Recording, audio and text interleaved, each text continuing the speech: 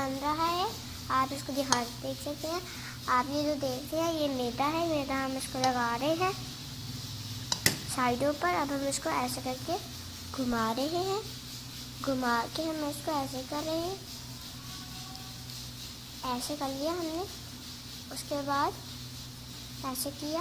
अब हम इसके आलू डालेंगे, आलू डाल देंगे। उसके बाद हम इसके अंदर आलू डालेंगे, 2 दफ़ा चम्मच डालेंगे।